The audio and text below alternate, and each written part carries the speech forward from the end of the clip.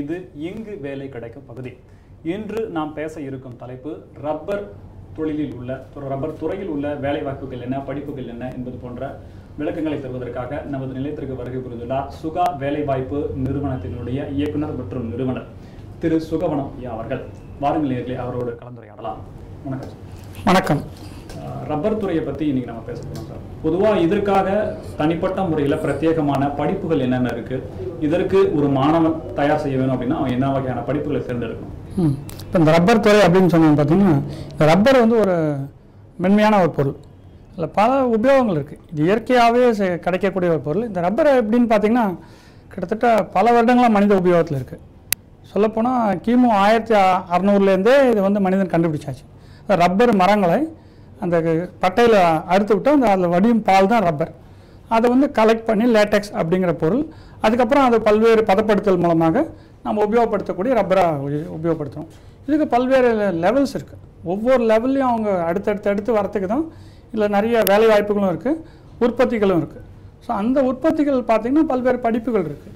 இப்போ இந்த உற்பத்தின்னு பார்த்திங்கன்னா இப்போ வந்து இது இயற்கை ரப்பர். இயற்கை ரப்பர் பார்த்திங்கன்னா மரங்கள், ரப்பர் தோட்டங்களில் வருது. இதனால இன்னும் ரப்பர் மரங்கள் வளர்க்கப்படுது. அப்போ மரங்கள் வளர்ப்பு அப்படிங்கிறது பார்த்திங்கன்னா இயற்கைக்கு நன்மை செய்யக்கூடிய ஒரு செயல்.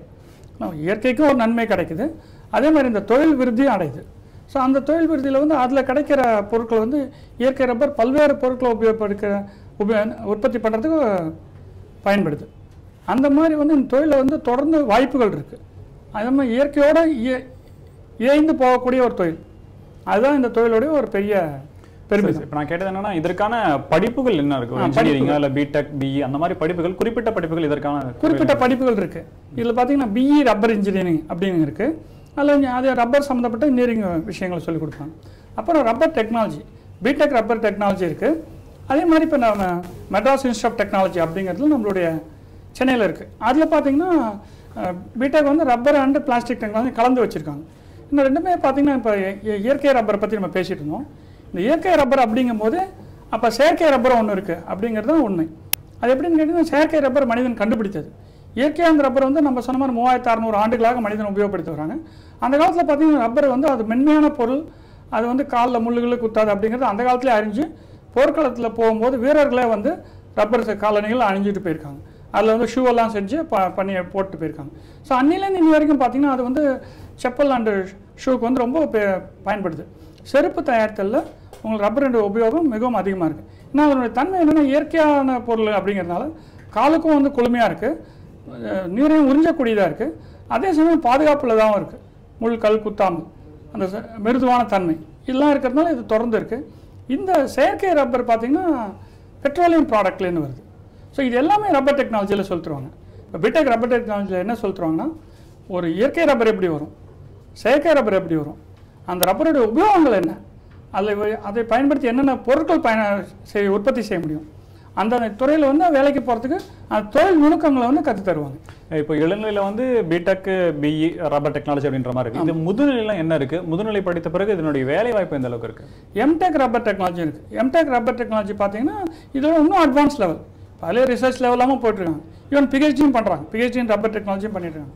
ஏன்னா அது இயற்கைக்கு மிகவும் ஒத்து போகக்கூடிய ஒரு பொருள். இப்போ பிளாஸ்டிக் அப்படின்னா அது இயற்கையில் வந்து அதனுடைய ஆஃப் லைஃப் பீரியட் அப்படிம்பாங்க. பிளாஸ்டிக் வந்து அது மக்கி போகிறதுக்கு வந்து 500-1000 ஆண்டுகள் ஆகும். அதனால் பிளாஸ்டிக் வந்து ரொம்ப அவ்வளோ இயற்கை உகந்ததில்லை. ஆனால் ரப்பர் பார்த்திங்கன்னா அது மிகவும் இயற்கையோடு ஒன்றி போகக்கூடியது. அதனால் பார்த்திங்கன்னா இப்போ இந்த பொருளை உபயோகப்படுத்தி ஈவன் டிப்ளமோவும் இருக்குது. டிப்ளமோ இன் ரப்பர் டெக்னாலஜி பார்த்திங்கன்னா ஒரு ரப்பர் இண்டஸ்ட்ரியில் லோ எண்ட் ஜாப்லாம் டிப்ளமோ படித்தவங்க வருவாங்க. ஏன்னா இப்போ நம்ம ஏற்கனவே சொன்ன செருப்பு தயாரிக்கும் தொழிற்சாலை அப்படின்னா ரப்பரை உருக்கி அதை பால் போல் ஊற்றி அதில் பல்வேறு வண்ணங்கள் கலந்து அதில் வந்து பெயிண்டிங் அந்த மாதிரி நிறைய இம்ப்ரூவ்மெண்ட்ஸ்லாம் பண்ணுவாங்க. பண்ணிவிட்டு அதுக்கப்புறம் ரப்பர் மோல்டு செய்வாங்க. மோல்டு செப்பலாக தயாரிப்பாங்க. அதுக்கப்புறம் அது வார் தயாரிக்கணும்.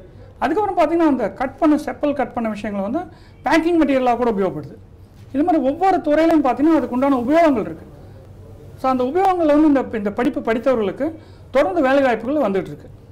இதற்கான வேலைவாய்ப்பு அதை குறிப்பிட்ட வந்து ஒரு இயற்கை சார்ந்த தொழிலாக பார்க்கப்படுது. இதற்கான தொழிற்சாலை அமைப்பு, ரெண்டாவது அது உற்பத்தி ஆகிற இடத்துல தான் அந்த தொழிற்சாலை இருக்கா, இல்லை உலகம் முழுக்க இதற்கான வேலைவாய்ப்புகள் இருக்கா, இதில் இன்னும் முன்னுக்கு வருவதற்கான வாய்ப்புகள் இருந்திருக்கு? வேலைவாய்ப்பை பற்றி நல்ல விரிவாக சொல்லுங்கள்.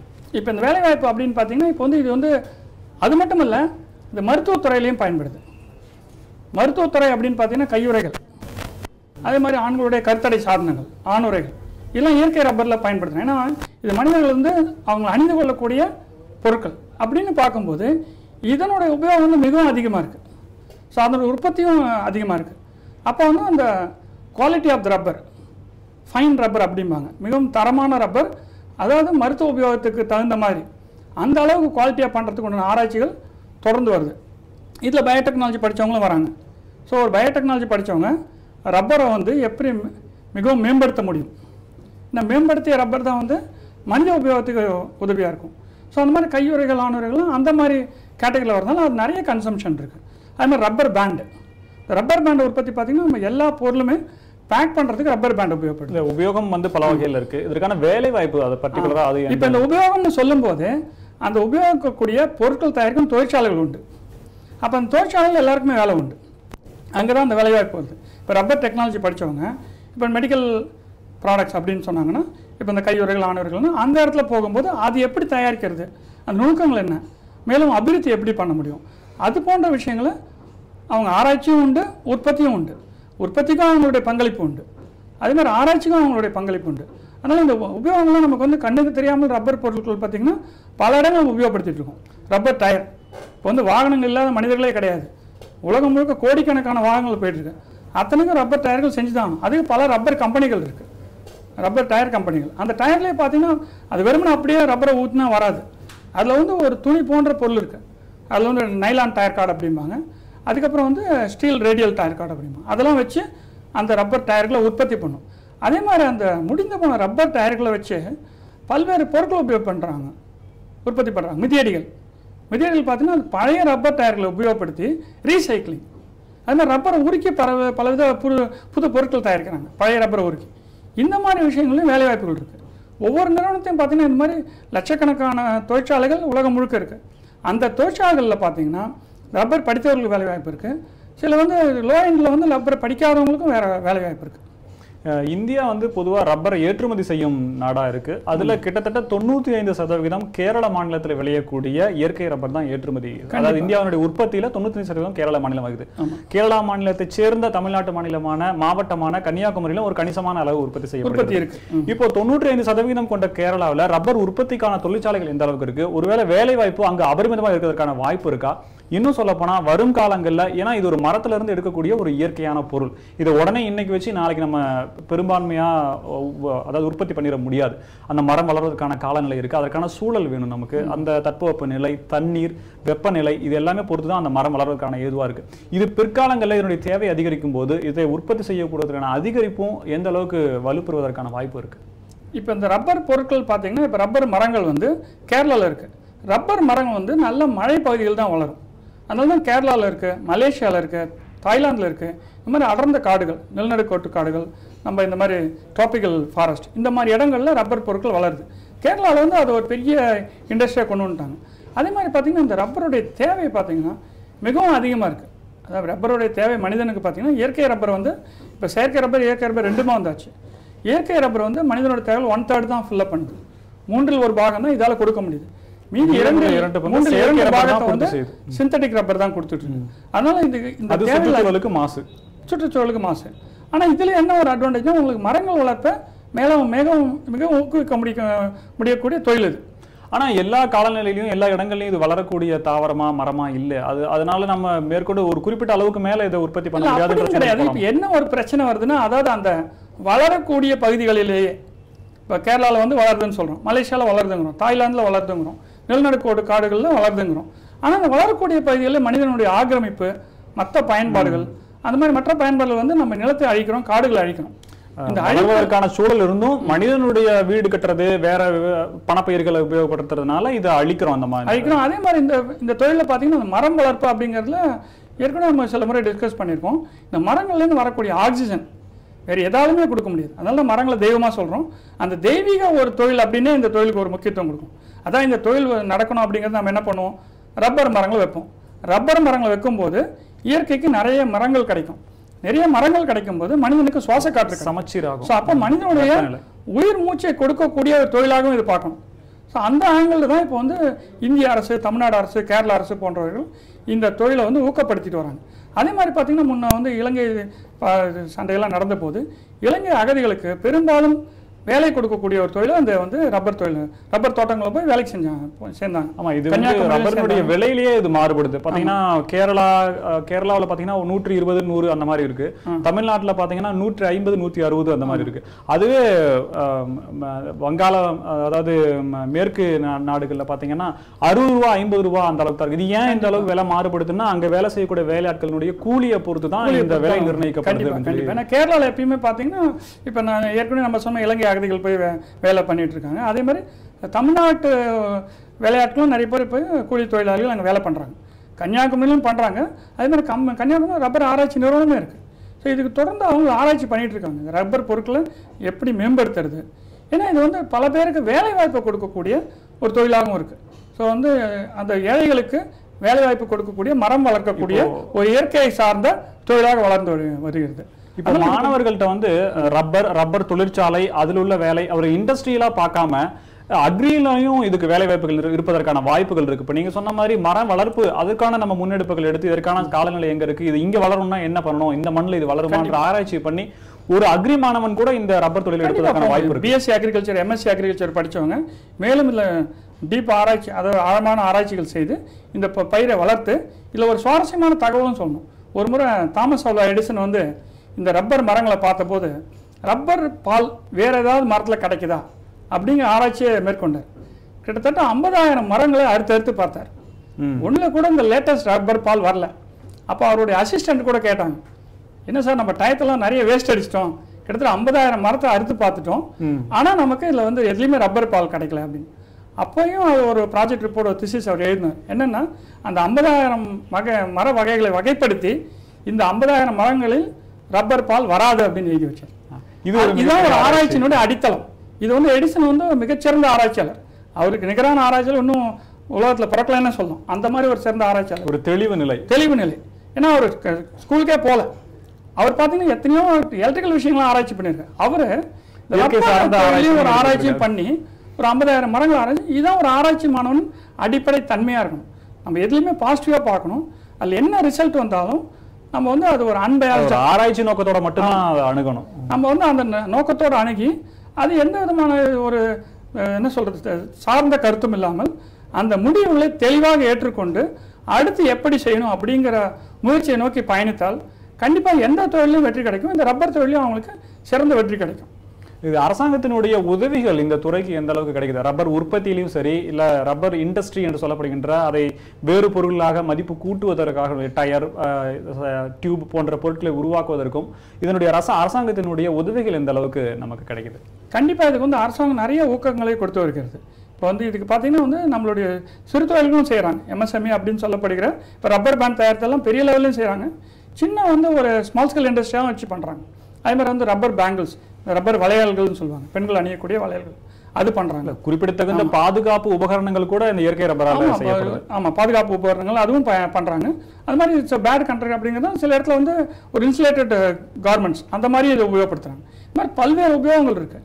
அந்த உபயோகங்கள் எல்லாமே அதை ஆராய்ச்சி செய்து அதில் உண்டான மதிப்பு கூட்டப்பட்ட பொருட்கள், வேல்யூடட் ப்ராடக்ட்ஸை ப்ரொடியூஸ் பண்ணுறதுக்கு எல்லா விதமான ஆதரவும் கவர்மெண்ட் கொடுத்துட்ருக்கு. மத்திய அரசு, மாநில அரசு ரெண்டுமே வாங்கிட்டு இருக்காங்க. என்னென்னா இதில் ஆர்வம் உள்ளவங்க இறங்கி பார்த்து அதை தேர்வு செய்து சிறப்பாக உற்பத்தி செய்து அந்த வேலை வாய்ப்பையும் பெருக்க முடியும், தொழில் வாய்ப்பையும் பெருக்க முடியும். இந்திய அளவில் மாணவர்களுக்கான படிப்புன்னு பார்த்தா BE rubber industry, rubber technology and BTech rubber டெக்னாலஜின்னு அதுவே முதுநிலையிலையும் இது அப்படியே எம்டெக் இருக்கு. இதுவே வந்து வெளிநாடுகளில் குறிப்பிடத்தகுந்த இந்த டெக்னாலஜியை இன்னும் எளிமைப்படுத்தியோ இல்லை இன்னும் அதிக தற்போதைய காலநிலைக்கு ஏற்பவாறு, அதாவது இன்னும் தொழில்நுட்பங்களை இன்னும் அதிகப்படியாக தெரிஞ்சிக்கக்கூடிய அளவில் பாடத்திட்டங்கள் ஏதாவது இருக்கா? இல்லை அங்கே படிச்சுட்டு நம்ம வரும்போது நம்மளுடைய மதிப்பு கூடுன்ற அந்த மாதிரி படிப்புகள் வெளிநாடுகள் என்ன இருக்குது? அந்த மாதிரி ஆராய்ச்சிகள் நேச்சுரல் ரப்பருக்கு அடுத்து சிந்தட்டிக் ரப்பரில் நிறைய இருக்குது. இப்போ நிறைய நிறுவனங்கள் ஆராய்ச்சி பண்ணுறாங்க. அது வந்து பாலிமர் சயின்ஸ்னே சொல்லுவாங்க.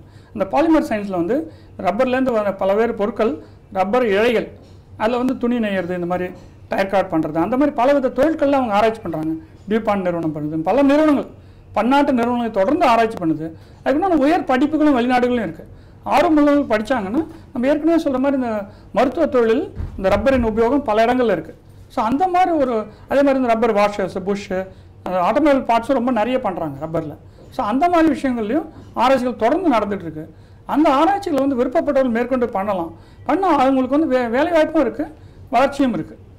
இப்போ இன்னும் சொல்ல போனால் விவசாயத்தில் வரும்போது பார்த்தீங்கன்னா சிறு குறுன்ற மாதிரி ஒரு பேச்சு இருக்கும். ரப்பர் அப்படின்னாலே பல ஏக்கரில் பல ஹெக்டேர் நிலப்பரப்பில் பயிரிடப்பட்டு அறுவடை செய்யக்கூடிய ஒரு இதாக பார்க்கப்படுது. அப்படி இருக்கும்போது சிறிய விவசாயிகளும் நம்ம இதில் பண்ணி இதில் பார்க்கலாமா? ஒருவேளை ஒரு படித்த மாணவன் இந்த அளவுக்கு ஒரு சிறிய நிலங்கள் அங்கே இருக்குது, கன்னியாகுமரி அல்லது கேரளா பக்கத்தில் ஒரு இடம் இருக்குன்னா இந்த மாதிரி தொழில் செய்வதற்கான காலநிலை வாய்ப்புகள் அவனுக்கு எந்த அளவுக்கு? கண்டிப்பாக இருக்குது. இப்போ வந்து பார்த்தீங்கன்னா இது வந்து பெரிய ஏக்கரில் தான் பண்ணணுங்கிற அவசியம்லாம் கிடையாது. சில தொழிலதிபர்கள் நிறைய நிலங்கள் வச்சுருக்காங்க. 100 ஏக்கர் 200 ஏக்கர் வச்சுக்கிறவங்க ஒரு தொழிலாக பண்ணுறாங்க. ஆனால் சின்ன லெவலில் கூட ஒரு 5 ஏக்கர் 2 ஏக்கர் 10 ஏக்கர் அதில் கூட இந்த ரப்பர் மரங்களை விளைவிச்சு அந்த பாலை அறுத்து இந்த பாலை கலெக்ட் பண்ணி நீங்கள் போய் கொடுக்கலாம். இப்போ எப்படி இந்த பால் சாதாரணமாக பால் உற்பத்தி செய்து ஆளுங்க கொடுக்குறாங்களோ அந்த மாதிரி ரப்பர் பால் உற்பத்தி செய்து அந்த லேட்டெக்ஸ் பொருளாக கொண்டு போய் கொடுத்தாங்கன்னா அவங்க மேற்ப கொண்டு விலை கொடுத்து வாங்கிட்டு அதை அடுத்த லெவலில் கொண்டு போகிறாங்க. ஸோ அதனால் அதுக்குண்டான வாய்ப்புகள் நிறைய இருக்குது. இப்போ ஒரு விவசாயி ரப்பர் தோட்டம் இருக்குது, அவர்கிட்ட பால் எடுக்கிறாரு, அவர் ஒரு மாணவன், அவருக்கு பையன் இருக்குன்னா இதை ஏற்றுமதி செய்வதற்கான, அதாவது நேரடியாக அவன் ஏற்றுமதி செய்வதற்கான வாய்ப்புகள் இருக்கா, இல்லை அதற்கான தொழில்நுட்ப உதவிகள் அவருக்கு எவ்வாறு வழங்கப்படுது? இப்போ ஏற்றுமதி அப்படின்னு சொன்னாலே பார்த்தீங்கன்னா எந்த ஒரு கம்பெனியும் ஒரு லெவல் பல்க் ஆர்டர் கேட்பாங்க. அது வந்து அவங்க ஏற்றுமதி நிறுவனம் தொடர்பு கொண்டு இப்போ நமக்கு வந்து டெக்னாலஜி ரொம்ப ஹெல்ப் பண்ணுறது. அதில் பார்த்தீங்கன்னா இன்டர்நெட்டில் பார்த்தீங்கன்னா எங்கெங்கே வந்து ரப்பர் ப்ராடக்ட்ஸு, இந்த மாதிரி rubber natural rubber raw material யாருக்கு வேணுங்கிறத பார்த்து இந்த லேட்டெக்ஸ் வந்து இவங்க ஏற்றுமதி பண்ணலாம். ஆனால் அதுக்கு என்னென்னா நல்ல நிறுவனங்கள் தொடர்பு கொள்ளணும், அதுக்குண்டான முன்னெச்சரிக்கை நடவடிக்கைகளை எடுத்துக்கணும், ஏமாற்றப்படாமல் இருக்க எல்சி அந்த மாதிரி லெட்டர் ஆஃப் கிரெடிட் அந்த மாதிரி விஷயங்களை ஓப்பன் பண்ணிக்கணும். அது மாதிரி ரொம்ப ஒரு தகுந்த கவன நடவடிக்கையோடு செஞ்சால் கண்டிப்பாக அவங்க ஏற்றுமதியும் பண்ண முடியும். இப்போ பிஇ பிடெக் போன்ற ரப்பர் டெக்னாலஜி போன்ற படிப்புகளை படிப்பதற்கான கல்லூரிகள் பல்கலைக்கழகங்கள் தமிழகத்தில் இன்னும் இந்தியாவில் எந்தெந்த இடங்களில் குறிப்பிடத்தகுந்தபடியாக இருக்குது? இப்போ எங்கள் Madras Institute of Technology MIT குரோம்பேட்டில் இருக்குது. அதில் தான் இந்த மாதிரி ரப்பர் டெக்னாலஜி இருக்குது. இன்னும் சில இன்ஜினியரிங் கல்லூரியில் இந்த பிஇ ரப்பர் இன்ஜினியரிங் எல்லாம் இருக்குது.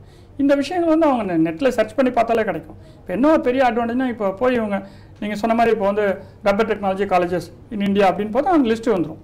அந்த லிஸ்ட்டை எடுத்துக்கிட்டு அவங்க அதில் வந்து எது அவங்களுக்கு நியர்பையாக இருக்குது. ஏன்னா இப்போ வந்து கல்லூரி நிறுவனங்கள் பல்வேறு விஷயங்கள் இருக்குது. அரசு அடிப்படை கல்லூரிகள், அது மாதிரி தனியார் கல்லூரிகள், அது மாதிரி கட்டண விவரங்கள், அது எவ்வளோ கட்டணும், ஹாஸ்டல் எவ்வளோ, அது மாதிரி அவங்க வீட்டுக்கு எது பக்கம், இது மாதிரி பல்வேறு விஷயங்களை பார்த்து அதுக்கு தகுந்த மாதிரி மாணவர்கள் சேர்ந்தாங்கன்னா அவங்க படிக்கிறது எளிமையாக இருக்கும், மேற்கொண்டு விஷயங்களையும் கற்றுக்க முடியும், நல்ல வேலை வாய்ப்பையும் பெற முடியும். பொறியியலினுடைய ஒரு பகுதியாகத்தான் இந்த பிஇ பிடெக் ரப்பர் டெக்னாலஜி பார்க்கப்படுது. மற்ற துறைகளான கலை மற்றும் அறிவியல், ஆர்ட்ஸ் அண்ட் சயின்ஸ், இல்லை மெடிக்கல், இல்லை வக்கீல், அது போன்ற படிப்புகள் இருந்து எந்த அளவுக்கு வித்தியாசப்படுது, மற்ற துறைகள் இருந்து எந்த அளவுக்கு மாணவனுக்கான வருமானத்தை ஈட்டி தரக்கூடியதாக இருக்குது? கண்டிப்பாக இதுக்கு அந்த ஃபேக்ட்ரியில் அந்த மாதிரி பெரிய பெரிய நிறுவனங்கள் இருக்கு இல்லையா, அந்த நிறுவனங்களை போய் சேரும்போது அவங்களுக்கு நல்ல சம்பளம் வரக்கூடிய லெவலில் இருக்குது. சின்ன லெவல்லையும் கம்பெனிஸ் இருக்குது. எப்பயுமே பார்த்தீங்கன்னா எந்த துறையிலுமே பெரிய நிறுவனங்களில் சம்பளம் நிறைய இருக்கும். ஒரே பணிக்கு கூட அந்த பணி ஒரே பணியாக இருந்தாலும் பெரிய நிறுவனம் இருந்தால் கொஞ்சம் சம்பளம் கூட இருக்கும். சிறிய நிறுவனங்களும் சம்பளம் குறைவாக இருக்கும். இதுலேயே ஸ்மால் ஸ்கேல் இண்டஸ்ட்ரி மாதிரியும் இருக்குது, அதே மாதிரி ஹோல்சேல், அது மாதிரி வியாபார ஸ்தலங்கள் இருக்குது. அதை தவிர்த்து பார்த்தீங்கன்னா இந்த மாதிரி பெரிய நிறுவனங்கள் நம்ம மருத்துவ ரப்பர் பொருட்கள் உற்பத்தி செய்கிறது, அதுக்கப்புறம் இந்த மாதிரி செப்பல்ஸு, ஷூ மேனுஃபேக்சரிங், அது மாதிரி இந்த rubber band manufacturing, rubber push, automobile parts manufacturing, இந்த மாதிரி நிறைய லட்சக்கணக்கான நிறுவனங்கள் இருக்குது. அந்த நிறுவனங்களை அவங்க போய் சர்ச் பண்ணி பார்த்து அதில் கேரியர் பேஜில் போய் பார்த்தீங்கன்னா ஆப்பர்ச்சுனிட்டிஸ் தெரியும். அந்த ஆப்பர்ச்சுனிட்டிஸை எடுத்து பார்த்து அவங்களுக்கு எது சூட்டபிளாக இருக்கோ அதில் போய் சேர்ந்துட்டாங்கன்னா அதுக்கு தகுந்த மாதிரி அவங்களுக்கு சம்பளம் கிடைக்கும். 10, 12ஆம் வகுப்பு படிக்கும் ஒரு மாணவன் பிஇ பிடெக் ரப்பர் டெக்னாலஜி படிக்கணும்னு சொல்லி முடிவு பண்ணிட்டான்னா அவன் அந்த 10வது 12ஆம் வகுப்பு படிக்கும்போதே அவன் எந்த வகையான முயற்சிகளை அது படிப்போடையே சேர்ந்து செஞ்சான் அப்படின்னா இந்த கோர்ஸ் அவனுக்கு மிகவும் சுலபமாக இருப்பதற்கான வாய்ப்பு இருக்குது. இப்போ டிப்ளமோ ரப்பர் டெக்னாலஜி இருக்குது. இப்போ 10ஆம் வகுப்பு முடித்த மாணவர் ஒருவர் நம்ம ஒரு டிப்ளமோ பண்ணலாம் அப்படின்னா ரப்பர் டெக்னாலஜி எடுத்துக்கணும். டிப்ளமோ ரப்பர் டெக்னாலஜி படித்தவங்க அடுத்து பிஇ பிடெக் ரப்பர் டெக்னாலஜி படிக்க முடியும். அப்படி படிக்கும்போது பார்த்தீங்கன்னா அவங்க தொழில் சார்ந்த கல்வியும் பெறுவாங்க. அதே மாதிரி அதுக்கு பக்கத்தில் இருக்கிறவங்க, இப்போ நீங்கள் சொல்ல மாதிரி கன்னியாகுமரியில் இருக்கிறவங்க, கேரளா இருக்கிறவங்க, அந்த மாதிரி அந்த பக்கத்தில் இருக்கிறவங்க அந்த மாதிரி தொழில் எடுத்துட்டாங்கன்னா அவங்க வந்து நேரடியாக வந்து அனுபவமாக ரீதியாக பார்க்கவும் முடியும். இப்போ ரப்பர் தொழிற்சாலையிலையோ இல்லை ஒரு ரப்பர் மரங்கள் இருக்கிற பகுதியில் ப்ராக்டிக்கலாக அவங்க கற்றுக்கலாம். ஏன்னா அவங்களுக்கு வந்து அதோட விஷயங்கள் நிறைய புரிய வரும். நம்ம என்ன படிக்கிறோமோ அதை சில அனுபவம் மூலமாக பார்த்து தெரிஞ்சுக்க முடியும். அவங்களுடைய அந்த அனுபவ அறிவு, அதுக்கப்புறம் படிக்கும் அறிவு இரண்டும் சேர்ந்து நாட்டுக்கும் மிகவும் பயனாக இருக்கும், அவங்களுக்கும் நல்ல வேலை வாய்ப்பு கொடுக்கும். நிச்சயமா அந்த பகுதியில் இருக்கிற மாணவர்களுக்கு இது ரொம்ப உதவிகரமா இருக்கும் சொன்னீங்க. இது ஆண் பெண் என்ற பாகுபாடு இதுல எந்த அளவுக்கு பார்க்கப்படுது? இப்ப பொதுவா எல்லா கல்விகளுமே இருக்கிற மாதிரி நிலை தான் இருக்கா, இல்ல பெண்களுக்கு இது ரொம்ப உகந்தது அப்படின்ற மாதிரி சொல்வதற்கான வாய்ப்பு இருக்கா? ஏன்னா இது மலைகள்ல மரங்கள் இயற்கை சார்ந்த ஒரு இதா பார்க்கப்படுது. இது எந்த அளவுக்கு பெண்களுக்கு உதவிகரமா இருக்கும்? பெண்கள் எல்லா விஷயத்துலையுமே இருக்காங்க. இதுலையும் பார்த்தீங்கன்னா பெண்கள் வந்து இந்த ரப்பர் மரங்கள் பயிரிடும் இடங்களையும் பெண் தொழிலாளர்கள் நிறைய இருக்காங்க. அதுலேயும் பார்த்தீங்கன்னா 2-3 ஸ்டேஜஸ் இருக்குது. ஒன்று வந்து நேச்சுரல் ரப்பர் லேட்டக்ஸ் உற்பத்தி பண்ணுற இடம். அது வந்து நீங்கள் சொன்ன மலை சார்ந்த பகுதி, இந்த மாதிரி காட்டு பகுதிகளில் இருக்குது, நல்ல மழை நீர் இருக்கிற காடுகளில் இருக்குது. அங்கே வந்து இந்த மாதிரி கூலி தொழிலாளர்கள், விவசாயிகள், அந்த மாதிரி ஆட்கள் தான் உபயோகப்படுறாங்க. இப்போ அதில் பார்த்தீங்கன்னா பாதி பெண்கள் இருக்காங்க. அதுக்கப்புறம் பார்த்தீங்கன்னா நிறுவனங்கள், உற்பத்தி செய்யும் நிறுவனங்கள், ரப்பர் பொருட்களை அடுத்த லெவலில் உற்பத்தி செய்யும் நிறுவனங்கள், அந்த நிறுவனங்கள் பார்த்தீங்கன்னா நிறைய பெண்கள் இருக்காங்க. அதுக்கப்புறம் பார்த்தீங்கன்னா இந்த ஆராய்ச்சி நிறுவனங்கள், ரப்பரை ஒன்று மேன்மேலும் எதில் உபயோகப்படுத்த முடியும் அப்படிங்கிறதுலையும் பெண்கள் இருக்காங்க. அதே மாதிரி மருத்துவ சம்மந்தப்பட்ட பொருட்கள் அதுலேயும் இருக்காங்க. எல்லா துறையிலுமே பெண்கள் இருக்காங்க. இப்போ ஆணுக்கு சரிசமமாக அதில் வந்து உரிமை வழங்கப்பட்டிருக்கு. ஆனால் அவங்க எவ்வளோ தூரம் பார்ட்டிசிபேட் பண்ணுறாங்கிறது அவங்களோட விருப்ப பொறுத்து, அவங்களோட விருப்பமாக படிச்சு அவங்க எந்த அளவுக்கு சொல்லிக்கிறாங்களோ அது அவங்களுடைய முயற்சியாக தான் இருக்குது. நிச்சயமாக சார், நம்ம நிகழ்ச்சியோட நிறைவு பகுதிக்கு வந்துட்டோம். ஒரு வித்தியாசமான துறையாக பார்க்கப்படுகிற ரப்பர் துறையில் உள்ள வேலை வாய்ப்புகள், படிப்புகள், அதற்கான பயன்பாடு, இன்னும் எதிர்வரும் காலங்களில் அது எந்த அளவுக்கு நமக்கு தேவையாக இருக்கும், அதனுடைய உற்பத்தி குறைஞ்சிருக்கு அப்படின்ற பல தகவல்களை காவிரி நியூஸ் நேயர்களுக்காக நிகழ்ச்சியில் கலந்து கொண்டு வழங்கியமைக்காக நன்றி. நன்றி, வணக்கம். நேயர்களே, ரப்பர் துறையில் உள்ள வேலை வாய்ப்புகளை பற்றி திரு சுகவானம் ஐயா விளக்கமாக நம்முடைய பகிர்ந்து கொண்டார். மீண்டும் வேறொரு நிகழ்ச்சியில் உங்களை சந்திக்கிறேன். அதுவரை நன்றி, வணக்கம்.